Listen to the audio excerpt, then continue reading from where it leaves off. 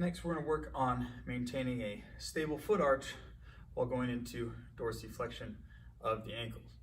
So what we're going to do here is take your fingertips to the inside of your foot and place them just right under the arch.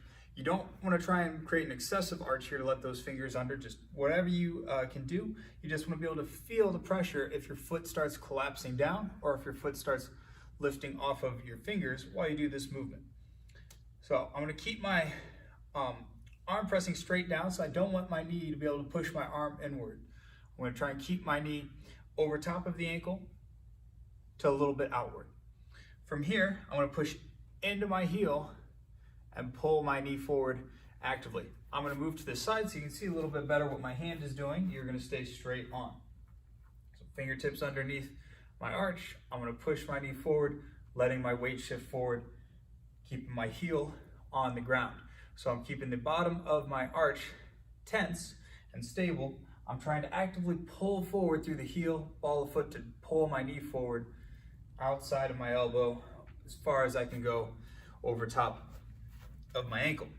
Now, don't start too far in front of yourself, as your back hip will be a limiter as far as how much range of motion you can get. So if your ankles are tight or your hips are tight, start a little closer, heel towards your back knee, and that should open up some range to move.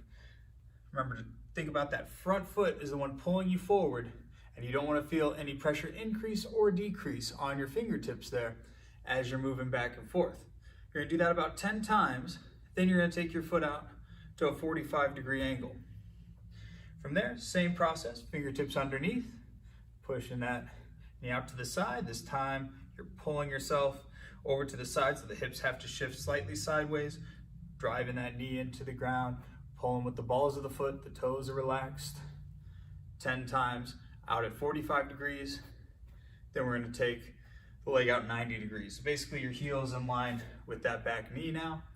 Then reaching down, pulling yourself forward far as you can, and then pushing yourself back. So this front foot's both pulling you forward, pushing you back, doing a lot of work through the foot and the leg to help really own that range of motion. Once you've gone 10, 10, 10, you've got a pretty good feel for your ankle mobility and your ability to maintain that arch. You're going to try and come back to the first one 10 times back and forth without your hand underneath. So we're just going to kind of have the shoulders rolled back a little bit so your shoulders are wide, so not all the way pinched, not slumping forward, but to your widest position, reaching your fingertips towards the ground so we have the upper body nice and stable. And now same thing, I'm going to actively pull my heel into the ground, push back.